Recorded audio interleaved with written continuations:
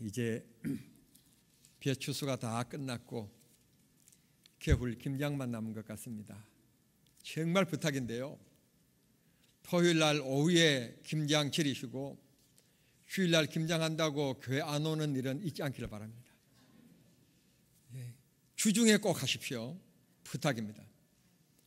제하고 제 아내하고 가서 김장해 드릴 테니까 제가 하면 틀림없이 올 김장은 맛있을 겁니다. 그렇게 꼭 하시고 주일날 하는 일이 있지 않도록 꼭 부탁드립니다. 아마 제가 하는 김장은 굉장히 맛있을 겁니다. 짜다 싶으면 조금 넣을 거고요, 내 입에 싱겁다 생각하면 양념을 많이 넣을 겁니다. 그러니까 맛있을 수밖에 없을 겁니다. 일률적으로 넣지 않고 내 입맛에 맞춰서 넣을 테니까 걱정하지 말고. 제 입은 굉장히 고급스럽습니다. 짜면 조금 먹고 싱거우면 많이 먹는 입입니다. 올 김장은 꼭 그렇게 해서 주일을 범하는 일이 없었으면 좋겠습니다. 다음 주일은 지나온 1년을 감사하면서 드리는 추수감사절입니다. 올 추수감사절 우리가 어떻게 지키면 하나님 앞에 기쁨이 되고 우리가 하나님 앞에 사랑받는 추수감사절이 될까? 해마다 이맘쯤에 그냥 드리는 의뢰의 의식적인 그런 추수감사절이 아니라 진실로 내 마음을 드릴 수 있는, 정말 하나님께서 내 삶을 받아주시는 그런 감사의 절기로 준비하는 한 주간이 되실 수 있게 되기를 바랍니다. 예수님께서 오늘 11절 말씀해 보시면 사마리아와 갈릴리 사이를 지나가시면서 이름을 밝히지 않는 한 동네에 들리셨다고 말씀을 합니다. 그 동네에 10명의 나병 환자가 있었고 예수님이 지나가시는 모습을 보고 그 나병 환자들이 예수님의 이름을 부르면서 예수님이여 우리를 불쌍히 여기소서 하시는 이 소리를 듣고 예수님께서 그들을 만나 주셨고 그들에게 말씀하심으로 10명의 이 나병 환자가 깨끗이 치료함을 받았다는 것이 오늘 성경 본문의 말씀인 것입니다. 나병이 무엇이냐? 여러분, 세상에 정말 안타깝고 불쌍한 사람들이 있는데 그 사람은 병든 사람입니다. 그 병자들 가운데서도 본인이나 그 환자를 쳐다보는 타인이나 모두 안타까운 마음을 가지게 만드는 병이 있는데 나병이라고 하는 병입니다. 나병은 사람 몸속에 균이 침투해가지고 그것이 우리 뼈 마디에 이게 자리를 잡고 이걸 곪게 만들고 썩게 만들어서 이 손가락이 뚝뚝뚝 떨어지는 것입니다. 살이 썩습니다. 그리고 그곳에서 심한 악취가 냄새가 나는 것입니다. 그러니 이 세상의 어떤 병보다도 본인에게는 말할 것도 없거니와 보는 사람들로 하여금 안타깝게 만드는 병, 서글픈 마음 갖게 만드는 병, 레위기 13장의 말씀 보시면 이 문둥병을, 이 나병을 뭐라고 얘기했는가 하면 저주받은 병이라고 얘기했습니다. 이 세상에 정말 안타까운 병, 그게 바로 나병인 것입니다. 얼굴도 이그러지지요, 귀도 얼그러지지요, 눈도 일그러지지요. 이게 나병입니다. 영적으로 우리의 나병은 조그마한 곳에서부터 우리가 시험에 들고 상처받는 일들이 있습니다. 주님을 바라보는 영적인 눈이 일그러지는 경우들이 있습니다. 그러므로 우리가 늘 깨어 기도하면서 영적인 나병에 걸리지 않도록 늘 조심해야 되리라고 믿습니다. 조그마한 균, 그게 큰 문제를 만듭니다. 출발점은 조그마한 오차인데 나중에는 큰 편차를 나타내는 경우들이 있습니다. 여러분, 조그마한 차이가 큰 차이입니다. 기술에 있어서 이 조그마한 차이를 극복하지 못해서 세계적인 기업을 따라잡지 못하는 일들이 많습니다. 여러분, 이런 정도야, 주일날 친구하고 단풍놀이 한번 가는 정도야, 이런 정도의 생각을 가진다면 여러분들은 영적인 나병의 균을 허용하는 실수를 범하게 되는 것입니다. 영적으로 어떤 일이든지 양보하지 아니하고 영적인 고집을 지켜나가는, 지조를 지켜나가는 그런 믿음의 성도들이 꼭 되실 수 있기를 바랍니다. 자, 이 나병 환자들이 예수님이 지나간다는 소리를 듣고 예수여 우리를 불쌍히 여겨 주십시오 하고 큰 소리 쳤다는 것입니다. 이건 성경에 나오지 않는 건데 순전히 제 짐작입니다. 여러분 한번 생각해 보십시오. 손발에 지병 나병이 들어서 지금 고름이 나오고 있고 온몸이 쑤시고 있는데 그들이 목청이라고 해서 이 목젖이라고 해서 나병이 안 들었겠습니까? 균이 침범하지 않았겠습니까? 그런 사람들이 예수님을 부른다고 한들 얼마나 큰 소리를 부르겠습니까? 자기들은 최선을 다하여 예수여 우리를 불쌍히 여기십시오, 한번 만나주고 가십시오, 우리를 한번 보시고 가십시오 하고 부르짖고 있지만 그 목소리가 다른 사람들이 한 사람 건강한 사람이 소리치는 것보다도 어쩌면 더 적었을지도 모릅니다. 동네 사람들이 막 예수님을 구경하기 위하여 소문을 들고 나와 있는 그 지금 자리에 얼마나 여러분 복잡하고 얼마나 웅성거리고 사람들의 소리가 그렇게 시끄럽겠습니까? 그런데 그런 사람들의 웅성거림 속에서 예수님께서 귀담아 들으신 유일한 목소리가 있었는데 바로 이 나병 환자들의 목소리였었습니다. 어느 누구도 예수님 앞에 나아갈 수가 없었고 예수님이 만나주는 사람, 너 그렇게 지명하는 사람이 없었는데 예수여 부르는 그 소리에 예수님께서는 귀담아 들으셨고 그들 앞으로 나아갔습니다. 말씀드린 것 같이 레위기 13장의 말씀 보시면 이 나병은 저주의 병으로서 가족과 함께 더불어 살 수가 없고 친구들과 함께 더불어 살 수가 없으며 집안에 살 수가 없고 동구 바깥에 쫓겨나서 그들이 살아야만 했던 병이 나병입니다. 가족들로부터 생이별을 해야 됩니다. 친구들을 만날 수 없습니다. 그리고 건강한 사람들이 자기들이 앉아있는 곳에 혹시 앞을 지나가게 되어지면 부정하다 소리를 외쳐야만 했었습니다. 가까이 오지 말고 먼 곳으로 돌아가라. 그래서 가까이 하는 것을 거부했던 사람들이 나병 환자였습니다. 고로 예수님께 예수여 우리를 만나 주십시오 라고 부르짖는 것은 있을 수가 없는 일이고 나병 환자들이 만약 건강한 사람들을 가까이 오면 건강한 사람들이 돌을 집어서 그 사람들에게 집어던져서 피투성이가 만드는 게 그게 바로 저주의 병 나병이었습니다. 그런데 예수님께서 그 많은 사람들 웅성거림에 야 저분이 예수님이야, 저쪽 세 번째 사람이 예수님이야, 여러 웅성거리는 말이 많이 있었겠지만 그 소리 가운데서도 예수님을 부르는 그 소리를 예수님께서는 들으셨던 것입니다. 세상에 지식의 소리가 많습니다. 기술의 소리가 많습니다. 이런저런 논리의 소리가 많습니다. 그러나 주님께서는 오늘 또 찬송하는 소리, 기도하는 소리, 성도들의 부르짖는 소리, 하나님 그 소리를 들으시는 것입니다. 지식의 소리를 원하지 않습니다. 물질의 소리를 원하지 않습니다. 권력의 소리를 원하지 않습니다. 하나님을 찬양하는 소리, 하나님의 능력을 구하는 기도의 소리, 그 소리를 주님께서 오늘 또 귀담아 들으시는 것입니다. 부정한 병이었지만 예수님께서는 이들을 불쌍히 여겨주셨고 만나 주셨습니다. 13절에 이들은 예수여 우리를 불쌍히 여겨주십시오, 이 말에 14절의 말씀 보시면 예수님께서 가셔서 그들을 만나 주신 말씀이 나오는데 만났다는 말씀보다도 더 강력한 표현이 있는데 어떻게 표현하고 있는가 하면 보시고 이르시되 그럽니다. 예수님께서 그들이 나병에 걸려서 그 흉악한 그 모습을 예수님께서 보아주셨다. 건강한 사람이 접촉할 수가 없는 병입니다. 접촉하면 안 되는 병입니다. 버림을 당한 병입니다. 그런데 예수님은 그들을 버리시지 않고 예면하지 아니하시고 다가서셨고 그들의 모습을 보셨습니다. 이 세상 살아가면서 우리는 손가락질하는 일들이 많습니다. 비난받는 사람들이 참 많습니다. 그런데 예수님은 다가서십니다. 예수님은 만나 주십니다. 예수님은 붙잡아 주십니다. 잘난 사람도 못난 사람도 구별하지 않습니다.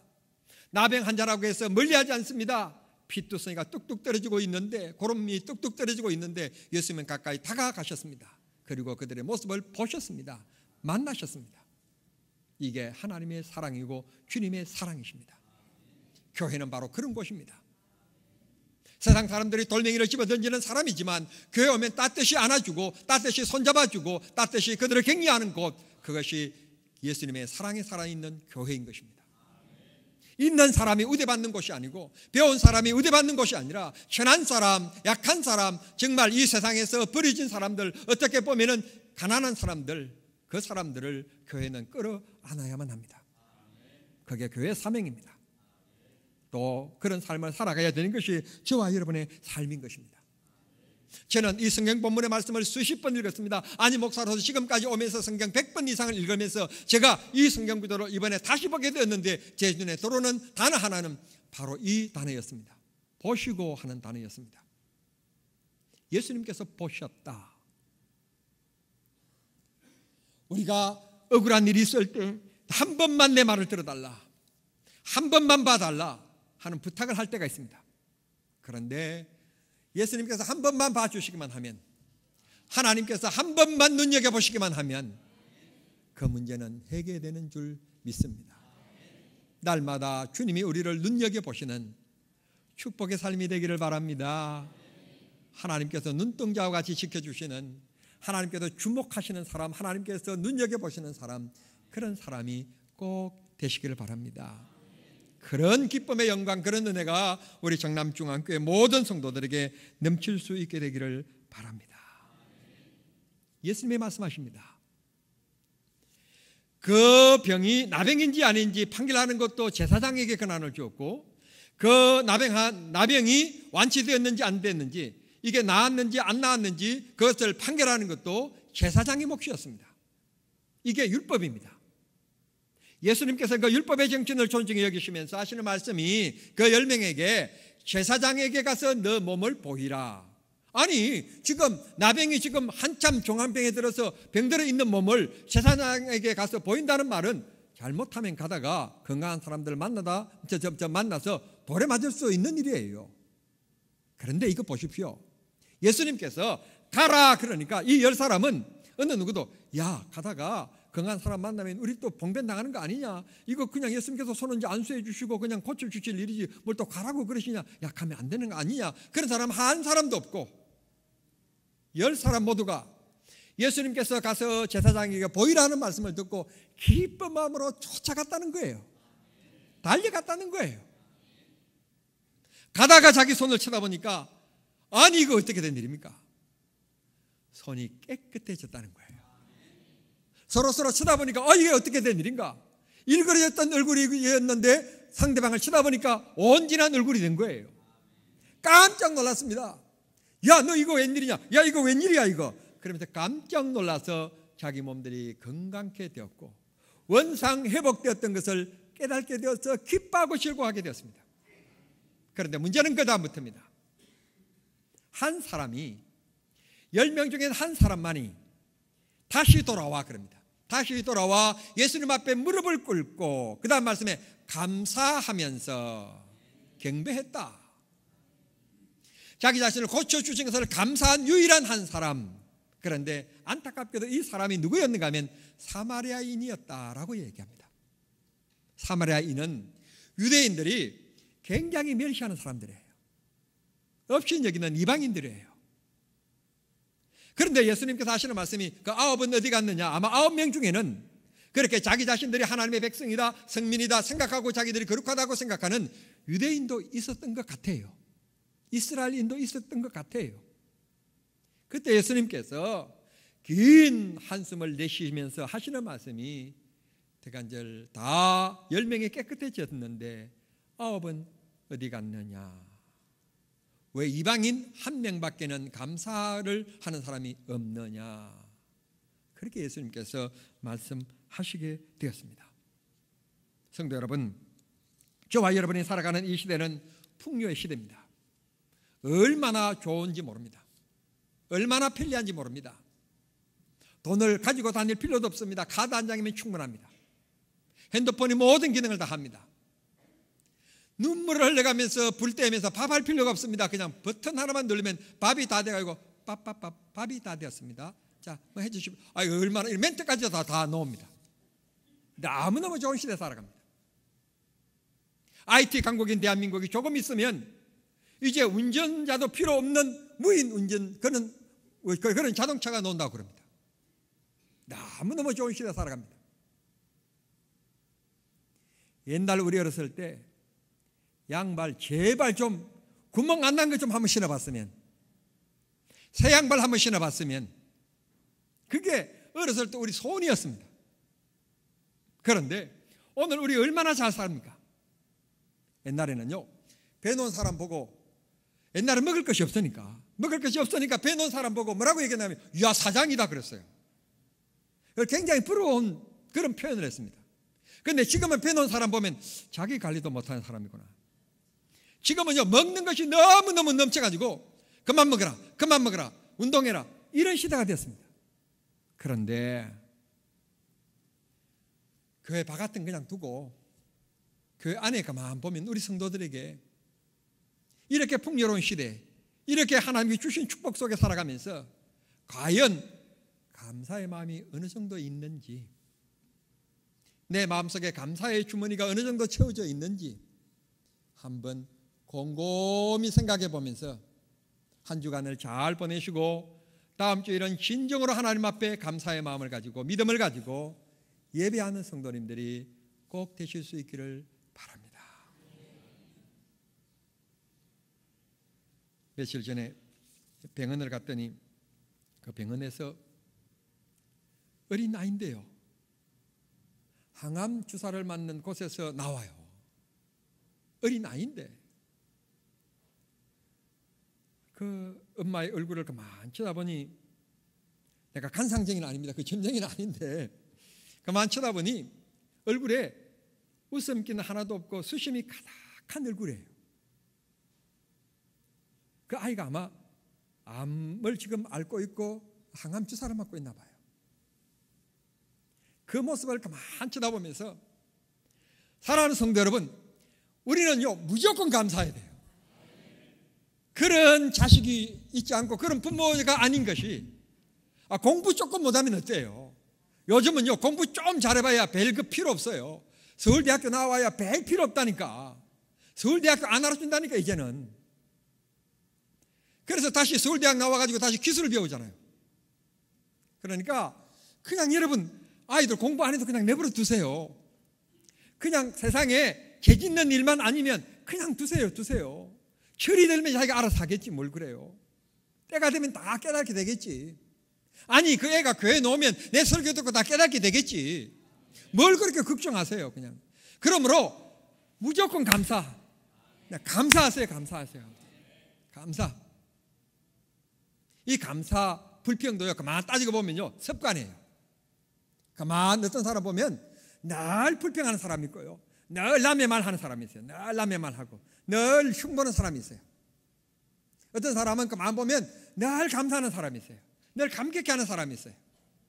어떤 친구가 친구들을 만나가지고 친구들에게 이제 약속을 한 카페에 들어가려고 그러는데, 저녁을 먹고 난 시간인데 그 좀 어둑어둑하는 시간에 카페에 막 들어가려고 하는데 그 문 앞에서 어떤 할머니가 꽃 한 송이를 딱 들고 그 꽃 한 송이를 사달라고 애언을 하는 겁니다. 그 멘트가 이런 겁니다.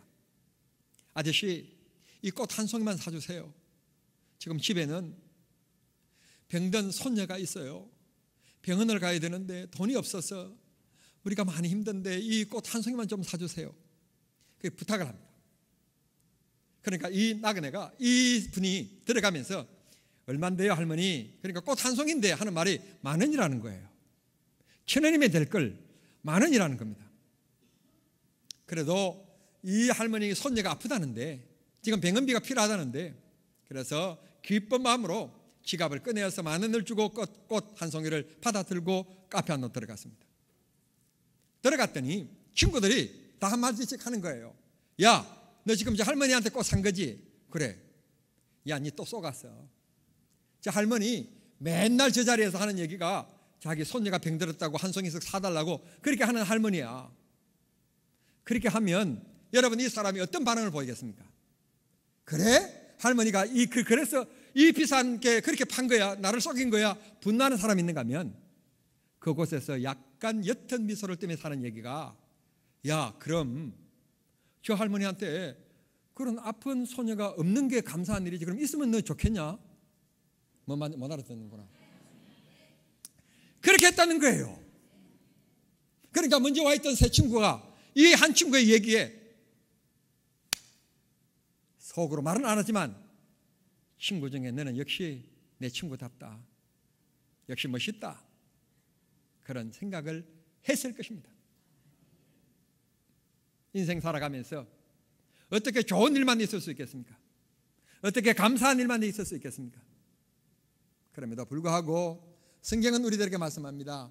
범사에 감사하라. 이는 너희를 향하신 하나님의 뜻이다.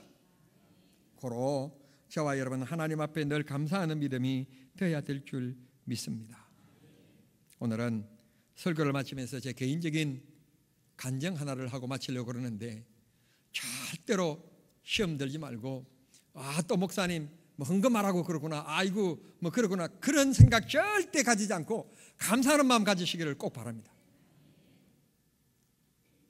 제 큰딸이 인제에 살고 있는데, 이 사이가 20년 전에 육사 들어가면서부터 지금까지 서울에 있는 복합 그 아파트, 그걸 하나를 이제 그 시아버지지요, 20년 전에 너 앞으로 집이 한 채 있어야 되니까 집을 사두자, 그렇게 해서 육사 들어가면서부터 20년 동안 지금까지 매월 부금을 내면서 아파트 하나를 사두었습니다. 그리고는 이제 국가에서 하는 얘기가 아파트 값이 오르고 부동산 이 대책에 대해서 국가가 늘 고민하고 있으니까 늘 보도하기를, 실소유자가 아파트를 사고 부동산을 취득하지 실소유자가 아니면 취득하는 일이 있지 않으면 좋겠다, 뭐 그런 얘기를 듣고 우리 사이가 이거 팔아야 되겠다, 우리가 군인으로서 이곳저곳에 다니니까 이 아파트에 살 것도 아닌데 팔아야 되겠다, 그래서 팔았어요. 팔고는 새 사는 사람에게 전세 빼주고, 그러다 보니까 자기 손에 들어오는 게 4억이 들어온 거예요. 4억이 남은 겁니다. 이게 뭐 20년 동안 자기가 봉급받으면서 지금까지 매월 부금 붙고, 그 봉급받은 곳에서 11조 했고, 뭐 그러니까 군인은 쓸 데가 없으니까 지금까지 결혼 안 했었으니까, 이제 우리 제 아내를, 제 딸을 만나서 결혼했을 뿐이니까 이제 그렇게 돈을 쓸 곳이 없었으니까 부금을 잘 부어왔어요. 그런데 하는 얘기가 전화가 왔어요. 아빠, 4억이 남았는데 남편하고 앉아서 기도하다가 이 4억 중에 10의 1조를 하자, 그렇게 둘이서 그 의견을 합의를 봤대요. 그러면서 하는 얘기가 5만 원짜리 현금으로 가져갈까요? 1,000만 원짜리로 가져갈까요? 수표로 가져갈까요? 그래서 뭘 그렇게 어렵게 하냐, 수표 한 장으로 가져와라. 그런데 말입니다, 꼭 그런 건 아니지만 우리 친구 목사들 보면 아들이 속 썩히고 딸이 속 썩히고, 아빠가 주일 설교하는데 그 딸은 주일 예배도 참석하지 않고, 이런 친구들이 많이 있어요. 아마 많이 있는 게 아니라 가끔 있어요. 그런데 참 감사한 것은, 제가 목회는 잘 하지 못하는 목사지만 그래도 자녀들은 신앙교육 잘 시켰구나. 4억에 대해서 11조 한다고 해서 내가 좋아서 얘기하는 건 아니지만, 안 좋을 리도 없지만 안 좋을 리도 없지만 내가 그래도 자녀들 교육은 내가 잘 시켰나 보다. 우리 작은 딸도 우리 교회에 출석하고 있습니다만, 장로님이나 근사님이나 안수집사님들 시험 들지 마십시오. 저는 이 두 아이들을 앉혀놓고 한 얘기가 있습니다. 우리 정남중앙교회는 시골 교회이기 때문에 도시교회처럼 부흥하는 교회도 아니다. 도리어 살만하면 도리어 도회지를 빠져나가는 그런 교회다. 이렇게 교회를 지어놓고 교회 빚이 있는데, 이 빚을 누가 도와줄 것은 아니고 우리가 자체적으로 해결해야 될 일인데, 너희들 뭐 조금 받는 봉급에서 11조 떼고 또 11조를 보내라고 하면 너희들 살 것이 없을 거니까 11조는 이 교회 보내라. 교회 지어놓고 성도들이 떠나가 버리면 그 빚은 순전히 있는 사람들이 고통스럽게 그걸 감당해야 될 문제인데, 너희들이 지어놓은 교회인데 너희들이 책임져야 될 거 아니냐.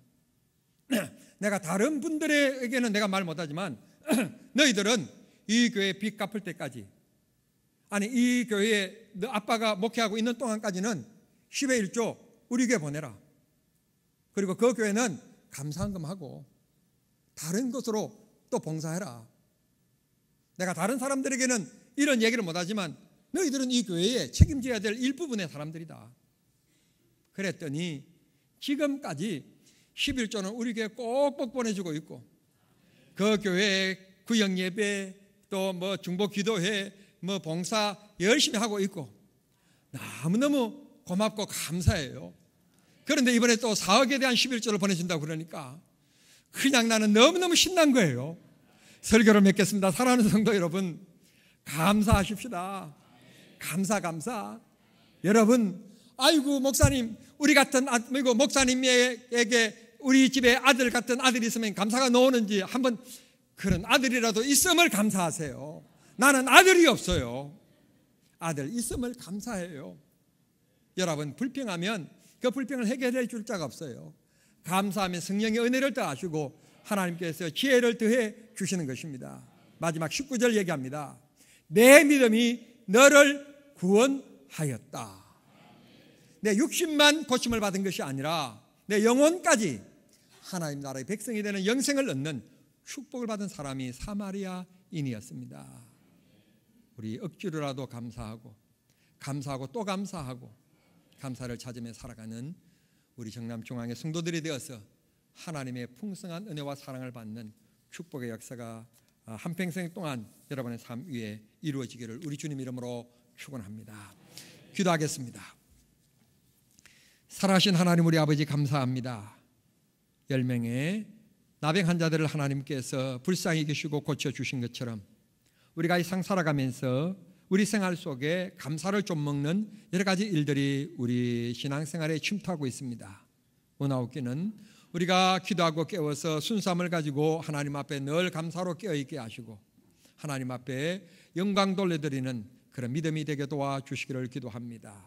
원하옵기는 우리로 하여금 신실하게 하시고 가장 작은 신음에도 응답하시는 주님의 성품처럼 우리도 약한 자들을 돌아보고 그들의 이웃이 되는 손잡아주는 우리가 되게끔 도와주시기를 기도합니다.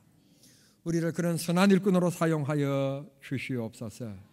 고개 숙인 사랑하는 성도들의 가정에 복 주시고 늘 가정에 웃음이 있는 축복의 삶이 되게 해 주시옵소서. 예수님의 이름으로 기도하옵나이다. 아멘.